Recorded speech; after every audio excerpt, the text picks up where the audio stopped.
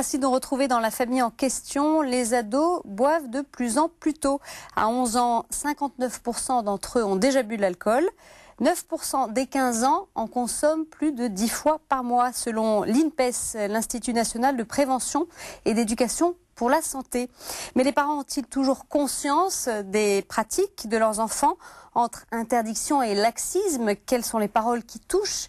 Quel est le bon âge pour en parler? Que disent les professionnels de la santé? C'est ce que nous verrons avec nos invités. J'accueille tout d'abord Irène Meltzheim. Bonjour. Alors vous êtes mère de famille, vous avez 4 enfants qui ont de 15 à 23 ans. Exactement. Vous nous direz comment vous parlez d'alcool avec vos enfants et comment ça se passe sur ce terrain-là. Deuxième invité, le docteur Didier Touzeau. Bonjour. Bonjour. Merci d'être avec nous. Vous êtes psychiatre, responsable de la clinique Liberté à Bagneux, où sont notamment soignés des toxicomanes. Enfin, on retrouve notre chroniqueur Jean-Louis Bavoux. Jean-Louis, bonjour. Bonjour. Vous êtes diacre et médecin. Vous nous apporterez votre regard sur ces questions tout à l'heure.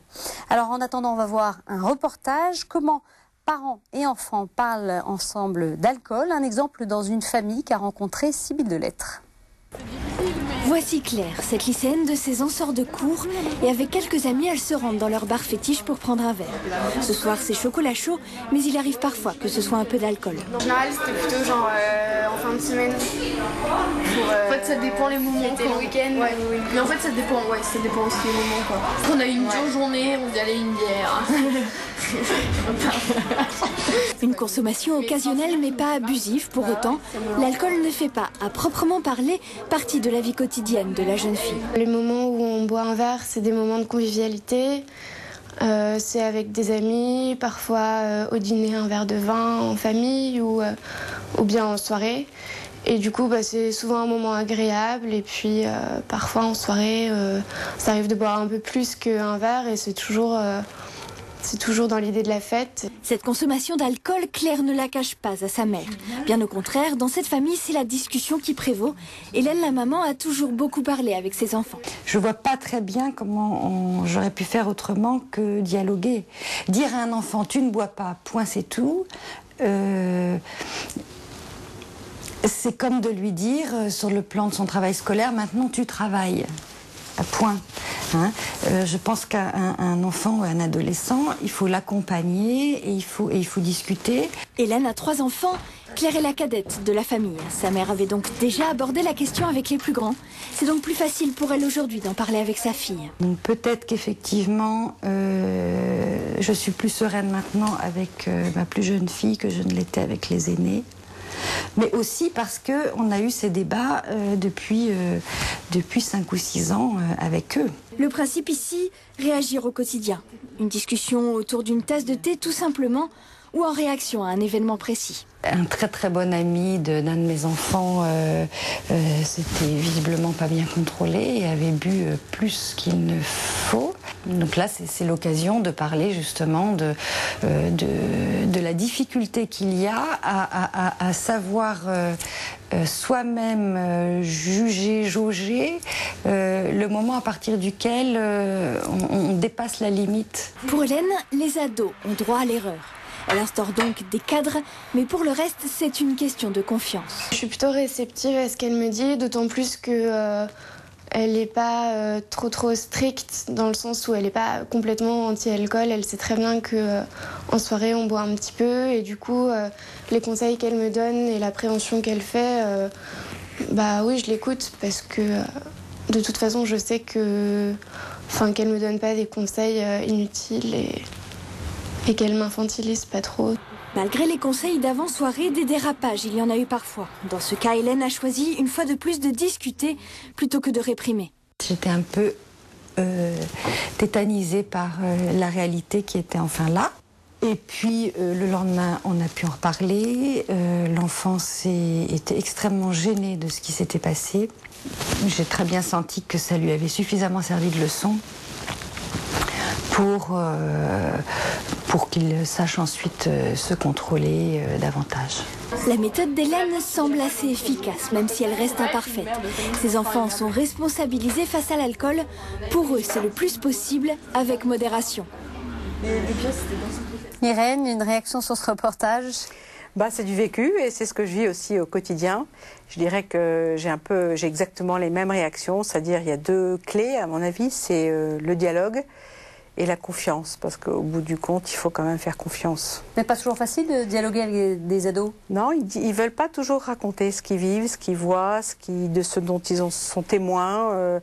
Et en même temps, ils se positionnent, je pense qu'ils prennent leur distance par rapport à ce qu'ils vivent. Donc, je leur fais confiance beaucoup, oui. En espérant que ça se passe bien. Voilà. Docteur Touzeau, une réaction sur ce reportage? Un mot quand même de cette maman qui a été tétanisée, nous a-t-elle dit. Alors que tout est serein. Il y a une confrontation avec la réalité qui... Voilà. Alors on sort de la théorie, là elle voit un enfant qui a trop bu, et là c'est brutal. C'est brutal. Qu'est-ce que ça révèle ça sur les parents?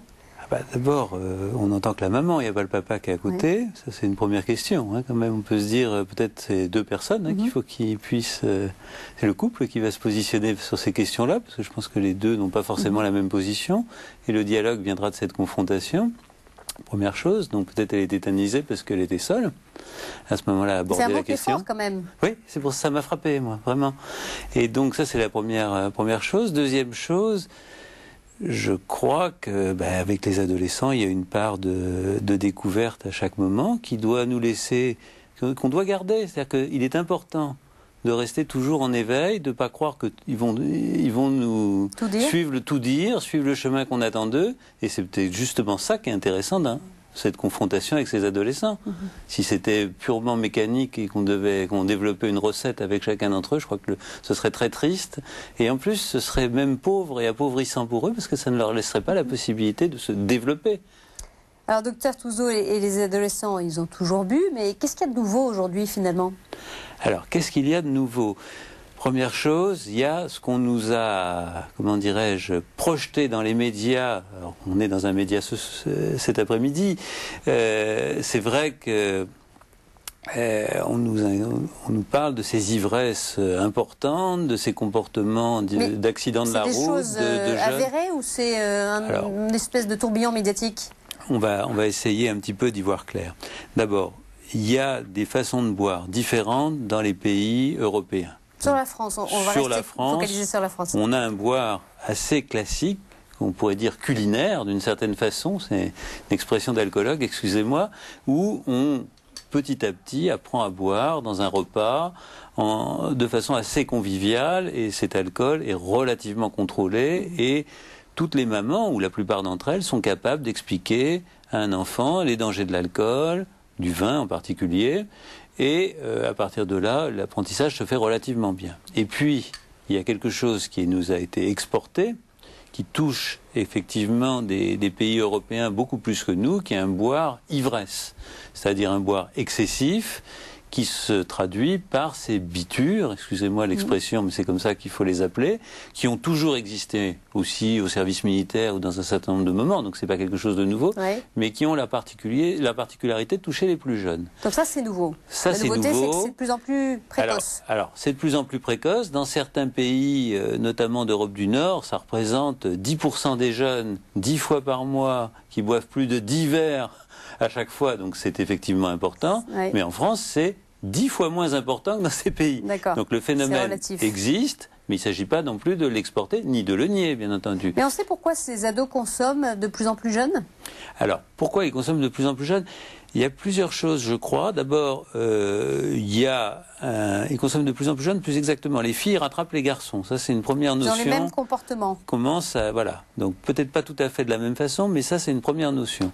Deuxièmement, la consommation d'alcool a diminué chez les jeunes. Elle n'a pas augmenté. En volume. En volume, elle a diminué. Donc, c'est pas tout à fait ce qu'on peut penser d'emblée. Troisièmement, peut-être qu'il faut, quand nous prenons le soin de regarder ces adolescents boire, ne pas projeter nos façons de boire d'adultes. C'est-à-dire que les définitions des consommations d'alcool ont souvent été construites autour de l'alcool des adultes, mais l'alcool des adolescents, par exemple, est beaucoup moins construit dans la tête des familles. Donc il va falloir construire des définitions qui nous permettent de nous repérer. En tant que parents. Alors, les parents, eux, s'inquiètent évidemment de la dépendance de leurs enfants. Mais je vais faire un petit peu de provocation, parce que c'est un peu mon métier. Est-ce qu'on s'inquiète d'un adulte qui boit tous les jours 3 verres, comme nous le conseille la publicité, par exemple, ou 2 verres par jour? C'est une boisson régulière qui ne nous inquiète pas plus. Alors qu'un adolescent qui boira 2 verres par jour, tous les jours, on va s'inquiéter. Pourquoi ce décalage ? Pourquoi ce décalage? Parce que je crois que par rapport à nos adolescents, on est très mal à l'aise vis-à-vis des phénomènes de dépendance. Je crois qu'on a envie de les voir autonomes et en même temps, on a du mal à leur lâcher la main. Et ça, c'est très compliqué. Alors, les voir répéter une même conduite nous inquiète énormément et en même temps, on se dit, mais qu'est-ce qui va se faire quand on leur a lâché la main, quand ils vont prendre leur autonomie? On a un peu peur des risques, bien entendu. Et c'est un peu ça la question qui se pose par rapport à ce problème de dépendance. Or, les phénomènes de dépendance font partie normalement de l'éducation et on doit petit à petit les appréhender. Il ne s'agit pas de lâcher les adolescents n'importe comment, à n'importe quelle condition, sous prétexte qu'on les autonomise. Donc la vision de ces consommations peut tout à fait être vue comme quelque chose d'un apprentissage de la dépendance. Quelque part, ils nous présentent cette dépendance pour mieux nous tester sur leur volonté d'indépendance et notre capacité à les laisser devenir indépendants. C'est un peu compliqué, mais on doit y arriver. Ça, c'est un peu les étapes obligées de l'adolescence, en fait. Voilà. Donc vous n'êtes finalement pas si alarmiste. Vous entendre, c'est pas dramatique. L'alcool a toujours finalement existé. Il n'y a pas plus de raisons de s'inquiéter aujourd'hui qu'hier? Alors, il y a des raisons de s'inquiéter sur un certain nombre de campagnes d'utilisation de boissons fortes, qu'on appelle les prémix, qui sont des boissons dangereuses et qui se développent actuellement sur des systèmes de vente un peu forcés ou d'arrosage des étudiants, des fêtes étudiantes, etc., etc.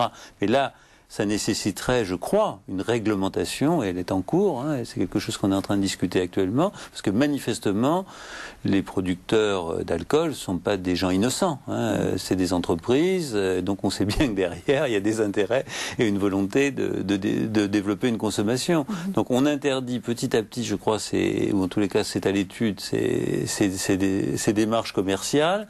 Donc ça peut freiner les choses. Ça, c'est le premier point, donc par rapport à ces boissons.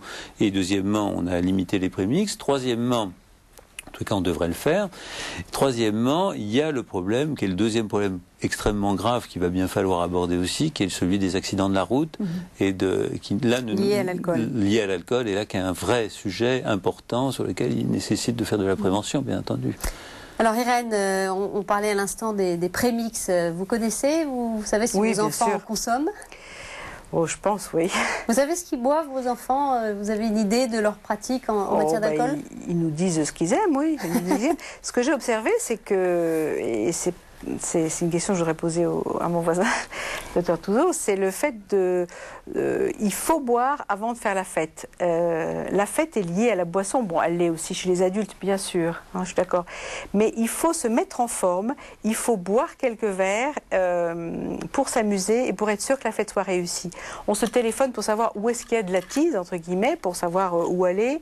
C'est comme s'il fallait se désinhiber ou s'il fallait se mettre en condition pour vraiment se sentir bien et faire la fête. Et ça vous surprend? Qu'est-ce que vous en pensez de ça, en fait? Ça me pose question, parce que je me dis, mais pourquoi est-ce qu'ils ont tellement besoin d'alcool pour se sentir bien? Est-ce que la réalité qu'on leur offre est peut-être pas si marrante que ça? Enfin, est-ce que ça ne nous renvoie pas à nous adultes une responsabilité par rapport à la réalité qu'on leur propose ou à l'avenir qu'ils vont avoir? Ça vous leur en parlez de ces préoccupations que vous avez? Ah bah bien sûr, oui. Je dis ce que je pense. Oui, ça, je pense que c'est important. Oui. Alors eux, ils sont dans un monde. C'est-à-dire qu'ils sont dans ce monde-là, donc ils appartiennent à ce monde-là. Les codes sont ceux de ce monde-là, donc ils sont. Je suis pas le lieu où la parole est vraiment entendue, quoi. Je suis pas la personne référente. Leur référence est plutôt leur père. Là-dessus. Oui.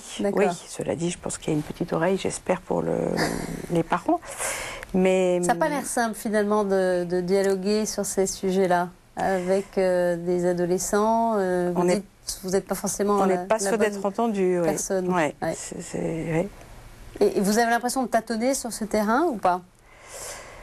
C'est-à-dire que c'est comme beaucoup d'autres terrains. Les jeunes, ils sont lâchés et puis après ils construisent leur attitude, leur vie, etc. Donc dans ce domaine-là, comme dans d'autres, on fait confiance. D'ailleurs, j'ai vraiment confiance en mes enfants, en tout cas, oui. Même s'il arrive enfin, je ne sais pas s'il peut arriver, ça ne nous est pas arrivé encore, mais... De les surprendre en état d'ébriété, c'est ça que vous vouliez dire? Oui, oui. Ça vous a pas été confronté à l'un de vos enfants revenant de soirée qui avait trop bu? Non. Ils savent contourner la difficulté éventuellement, la confrontation. Ouais. Docteur Touzeau, est-ce que les parents ont conscience des pratiques de leurs ados? Est-ce qu'ils savent ce qu'ils font en termes de consommation d'alcool? Je crois pas trop, non. Pourquoi? Je crois que c'est difficile. C'est difficile de le savoir parce que ça se passe hors de la maison. C'est leur vie privée, parce que l'adolescent a le droit d'avoir son jardin secret et que c'est pas si mal. Moi, je crois que c'est pas la question. Enfin, on va essayer d'approfondir un peu cette question là de faut-il être intrusif? Bon, d'abord les drogues, l'alcool en particulier. Pour moi, c'est une drogue. Hein, c'est pas faut appeler ça un produit psychotrope. On peut l'appeler comme on veut, mais enfin, ça fait partie des drogues parce que les adolescents n'ont pas la même vision que nous des substances. Hein, ils utilisent aussi bien du tabac, du cannabis que de l'alcool. Pour la majorité d'entre eux, c'est ça, puis de temps en temps un peu d'ecstasy. Mais enfin, dirons-nous, c'est dans ces fêtes et dans ces endroits-là, c'est ça qui est consommé. Bon, première chose. Deuxième chose, il y a un contrôle qui est organisé par les pères PAIR, hein, je veux dire leurs copains. Donc les choses sont régulées en fait. Celui qui boit trop dans une fête, les copains le savent et savent l'entourer. Il faut faire confiance à ces jeunes qui sont capables d'aider les autres. Dans la question donc, que vous souleviez, est-ce que les parents doivent être intrusifs? Il ne faut pas l'être trop, quoi. Il faut l'être suffisamment pour s'intéresser aux jeunes, mais pas trop pour démobiliser les autres, pour s'occuper de leurs copains. Parce que c'est un peu comme ça que ça va se passer. Et c'est toute la difficulté, c'est tout l'art d'être parent actuellement, de doser les choses. Alors, un petit truc quand même qu'on va dire à nos téléspectateurs, c'est que on va discuter. Bon, on va donner notre opinion, on va avoir en face de nous un adolescent qui a des opinions bien affirmées, et puis qui ne veut pas changer d'opinion. En fait, il faut que le parent réfléchisse dans sa tête sur l'adolescent qui est en face de moi a cette opinion, mais il adapte son opinion à son comportement. Et pas forcément son comportement, je dirais, va être modifié par l'opinion qu'il a. C'est-à-dire que plus on va lui donner des informations, on se dit on va lui changer son opinion. En fait, c'est pas ça qui se passe. C'est qu'il a ce comportement, qui est un comportement qui est régulé aussi bien par ses croyances, par ses copains, par le petit groupe qu'il fréquente, par la collectivité dans laquelle il s'inscrit. Donc ça, c'est le comportement. Et puis, par ailleurs, il sera tout à fait capable de dire c'est dangereux de conduire, de boire en conduisant. Voilà, ça, il l'admettra. Et puis il pourra tout à fait dire oui, c'est dangereux de fumer et de boire. Voilà, il saura tout à fait comprendre que c'est dangereux, bien entendu, mais ça ne l'empêchera pas de continuer. Et donc à un moment donné dans la discussion, l'objectif c'est pas de le convaincre, parce que tout le monde a raison ou tout le monde a tort. D'accord. Qu'est-ce qu'il faut faire alors?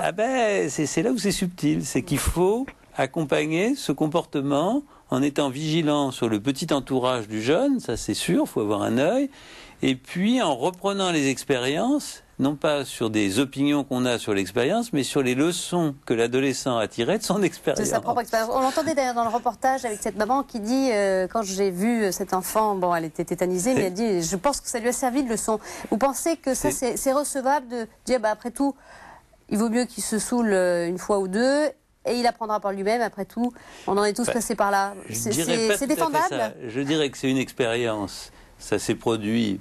malheureusement ou heureusement, peu importe, ça s'est produit, donc c'est un fait, on fait avec, et on sort. Maintenant, on peut très bien ne pas avoir d'ivresse. À passer par là. Il y a des jeunes qui n'ont jamais d'ivresse. Bien sûr. Et il y a des adultes qui n'ont jamais d'ivresse, comme il y a des adultes qui ne vont jamais allumer la première cigarette. Mais les parents ont tendance aussi à dire, après tout, ça fait partie de la jeunesse. On a aussi, nous, fait l'expérience de l'alcool étant jeune. Il y a un peu ce discours qu'on entend chez les adultes, hein, vis-à-vis des enfants, on ferme un peu les yeux. Oui, ça rassure les adultes, oui. Qu'est-ce que vous en pensez, Irène? Est-ce qu'il faut que jeunesse se passe? Non, je dirais pas ça comme ça. Je dirais effectivement, il faut les accompagner, il faut être présent, faut pas lâcher prise. Enfin, il faut accompagner, oui. Est-ce que vous pensez, comme Hélène dans le reportage, que finalement, si l'un de vos enfants revient un jour un peu en état d'ébriété, ça fait partie de l'initiation du passage vers l'âge adulte? Je pense pas que ce soit une expérience incontournable pour devenir adulte. Je pense pas. Mais ça donnera matière à un dialogue ou à une discussion, c'est sûr, c'est sûr. Docteur Touzeau, en tout cas, c'est quoi la clé d'une bonne prévention de la part des parents? Est-ce qu'il y en a une? C'est une question. J'ai pas de joker là. Non, il n'y avait pas de joker. Ou en tout cas, est-ce qu'il y a moyen d'éviter des consommations excessives et de savoir trouver les bons mots pour d'une part, bien entendu, il faut s'occuper des adolescents. Il ne faut pas les laisser tout seuls quand on part en week-end. Il ne faut pas leur donner de l'argent de façon excessive parce que forcément, cet argent, on sait bien où il va aller. Et quand on donne de l'argent, il faut demander à quoi il est employé. Déjà, il faut des choses simples. Il faut que tes parents présents. L'alcool est cher, ça coûte très très cher dans les familles. Et donc déjà, on peut regarder le budget. Ça fait partie des premières choses élémentaires.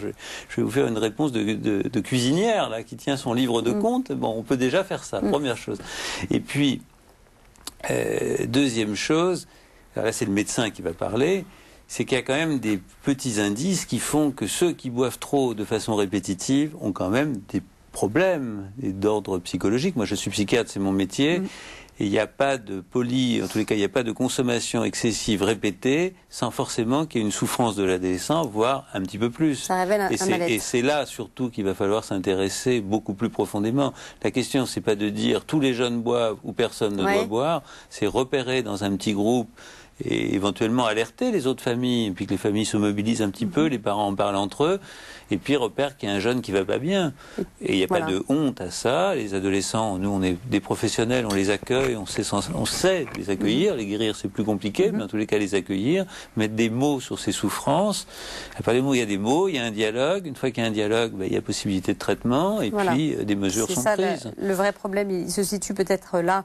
Merci à tous les deux d'être venus. Jean-Louis Bavoux, alors vous, quel est votre regard sur cette question de l'alcool chez les jeunes, vous en tant que médecin? Là, je rebondirais quand même sur les derniers propos. Il y a quand même deux types d'alcoolisation. Il y a l'alcoolisation entre pairs, PAIRS, qui est relativement courante, alors heureusement ou malheureusement, mais c'est vrai que toutes les fiestas de jeunes ou autres, la jeune fille le disait, on boit un peu, beaucoup, ça c'est... Puis il y a l'alcoolisation aiguë où le gamin risque un coma éthylique ou risque de s'emplafonner dans un platane, ça c'est déjà plus... ou de tuer quelqu'un, c'est plus embêtant. D'où la réalité première qui est la vie familiale et le dialogue entre les parents et enfants. Alors un dialogue, j'ai bien aimé ce que vous avez dit, pas inquisiteur, mais bien sûr qu'il faut laisser partir les enfants, qu'il faut leur faire confiance, qu'il faut les laisser faire leurs choix, voir leurs expériences, parfois mauvaises, et qui peuvent les aider justement à grandir, mais donc ne pas perdre le contact et savoir, ça aussi je crois que c'est très important, discerner la souffrance d'un enfant, parce qu'on peut avoir une famille qui paraît un long fleuve tranquille, une famille où tout se passe bien, où il y a de nombreux enfants et autres, puis où un va moins bien que les autres, et on passe à côté aussi, parce qu'on croit que tout va bien. Voilà, donc l'alcool, c'est aussi, ça peut être un révélateur d'un malaise à côté duquel il ne faut pas passer. C'est important. Est-ce qu'on peut, nous, en tant que chrétiens, apporter une approche un peu différente en tant que chrétien, moi je dirais que ce qui est important, c'est qu'il faut apprendre à ses enfants à ne pas être dépendants de quelque chose, à être des hommes et des femmes responsables en général. Mais sinon, le vin en soi, c'est une bonne chose. Alors si en tant que chrétien, je disais que ce n'était pas une bonne chose, d'ailleurs, ça poserait un vrai problème. Mais je crois qu'en tant que parent chrétien, alors plus spécifiquement, oui, là, il faut appeler ses enfants à être responsables, à se maîtriser, à savoir que avec ce genre de produit, on peut perdre le contrôle de soi-même, et que si on perd le contrôle de soi-même, on perd un peu de son humanité quand même. L'humanité, c'est justement savoir être maître de soi et pouvoir mener sa vie comme on peut la mener, parce qu'il y a aussi tout ce qui est extérieur et qui nous astreint aussi à des... Mais oui, je crois que le regard chrétien, c'est ça, c'est plus axé sur éduquer un enfant à grandir et à être responsable, à savoir se maîtriser, à savoir mener sa vie, à savoir se rendre compte de ce qui est dangereux, de ce qui n'est pas dangereux, à savoir regarder le copain qui va pas bien. Ça aussi, ça m'a beaucoup plus... être attentif aussi. J'espère que ça existe dans beaucoup de groupes, même, peut-être pas, mais je crois que oui. Les groupes constitués, en général, il y a toujours... On sait qui est un petit peu faiblard de ce côté-là, et voilà, voilà, le chrétien, c'est quelqu'un qui vit dans le monde de tous les jours, donc il fait les mêmes bêtises, mais qui essaie de les gérer peut-être un petit peu autrement, et en essayant de voir l'autre, en respectant et en l'aidant. Absolument. Merci à tous les trois d'être venus. Eh bien, je vous recommande un livre sur ce même thème, Alcool et adolescence, jeune en quête d'ivresse, de Patrice Huer et François Marty. C'est aux éditions Albin Michel. Et puis si vous souhaitez revoir cette émission, c'est très simple. Il vous suffit de regarder le site de la chaîne ktotv.com. Merci et à la semaine prochaine. Au revoir.